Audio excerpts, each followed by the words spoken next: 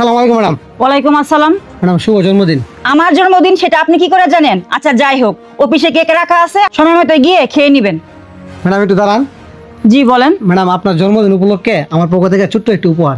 আরে আপনি এসব কিনতে গেলেন কেন? শুধু শুধু টাকা নষ্ট করলেন। ম্যাডাম আপনার জন্মদিন উপলক্ষে এই ছোট্ট একটা গিফট আমি কিনে নিয়ে আসছি, আর এটা যে আপনি গ্রহণ করেন আমি অনেক খুশি হব। আচ্ছা ঠিক আছে, গিফটটা আমাকে দেন। আর আপনি শুধু শুধু এটা কিনে টাকা নষ্ট করতে গেলেন কেন? আচ্ছা আসি। আসসালামু আলাইকুম ম্যাডাম। ওয়ালাইকুম আসসালাম। আম্মা এটা ফোন দিই।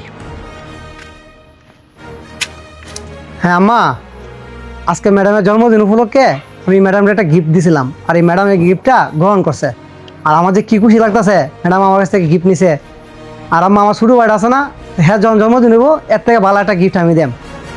আচ্ছা আমরা আমার দুপুরে খাবারের সময় হয়েছে। আচ্ছা আচ্ছা পরে কথা বলবেন। আচ্ছা ছোট লোকের বাচ্চারা সামান্য কিছু টাকা গিফট কিনে ভাবছে পরবর্তীতে বড় লোকদের কাছ থেকে বিশাল কিছু দাবি করে বসবে। আমার দেওয়া গিফটটা ম্যাডাম নিছে, আমি তো ভাবছিলাম আমার দেওয়া গিফটে ম্যাডাম নিত না। যাই হোক আজ বিরাট ভালো লাগতেছে, আমার এই ক্ষুদ্র একটা গিফট ম্যাডাম নিছে। আরে এই গিফটটা তো কিছুক্ষণ আগে আমি ম্যাডামটা দিয়েছিলাম, আর ম্যাডাম এটা এখানে ফালাই দিছে। না ম্যাডাম হয়তো এটা নেয় নাই, গরিব বইলে আজ ম্যাডাম আমার এই গিফটটা ফালাই দিল। স্যার আসসালামু আলাইকুম। ওয়ালাইকুম সালাম। এ সুমন, তোমার কি মন খারাপ নাকি? না স্যার, আমার মন খারাপ হইতে গেলে স্যার। আমি তো দেখতেছি তোমার মন খারাপ। আমার মেয়ের যে জন্মদিনের কেক কাটা হইলো, সবাই গেল, তুমি তো গেলা না। স্যার আমি জানি না, আমার শরীর খারাপ তো এই জন্য এখানে বসে আছি। শোনো, তুমি আমার এখানে 5 বছর ধরে চাকরি করো, তোমার যে মনটা খারাপ এটা আমি বুঝতে পারছি। কেন মনটা তোমার খারাপ বলো তো? স্যার কি যে বলবো, অনেক কষ্ট করে টাকা জমায় ম্যাডামের জন্মদিন উপলক্ষে এই গিফটটা কিনছিলাম, আর এই গিফটটা ম্যাডাম সাদরে গ্রহণও করছিল। কিন্তু স্যার আমি যখন দুপুরে খাইতে যাই তখন দিয়ে এই গিফটটা ড্রেনের পাশে পড়ে রয়েছে, এই জন্য স্যার মনটা খারাপ। ও আচ্ছা, এই কথা। আসলে তোমার ম্যাডামের মন অনেক ভালো, কিন্তু হয়তো কোনো কারণে মনটা তার খারাপ ছিল। আচ্ছা ঠিক আছে, এখানে কেক আছে, তুমি এটা খেয়ে নিও। আর এ করো, তুমি এই গড়িটা তোমার হাতে লাগাও। স্যার ঘড়ি ঘড়ি আমার হাতে দিব কেন স্যার? স্যার এটা তো অনেক দামি ঘড়ি। তোমাকে বলছি যে গড়িটা তোমার হাতে দিতে, তোমার হাতে দেও, পরেরটা আমি বুঝতেছি। আচ্ছা ঠিক আছে স্যার।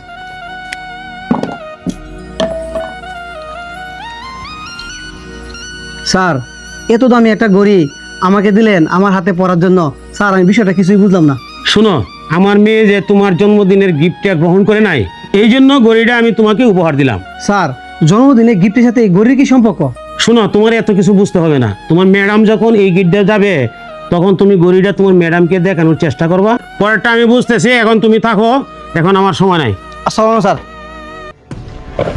আসসালামু আলাইকুম ম্যাডাম। ওয়ালাইকুম আসসালাম। এই তোর হাতে আমার বাবার গড়ি? জি ম্যাডাম, এই ঘড়িটা বড় স্যার আমাকে উপহার দিছে।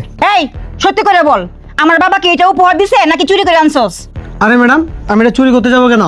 আপনার বাবা মানে আমাদের বড় স্যার ওইটা আমাকে গিফট করছে উনি। আচ্ছা ঠিক আছে, এটা আমি দেখতেছি। আসসালামু আলাইকুম ম্যাডাম। বাবা তোমাকে একটা কথা বলি শুনো, গত বছর জন্মদিনে তোমাকে যে একটা গড়ি উপহার দিয়েছিলাম সেই গড়িটা কোথায়?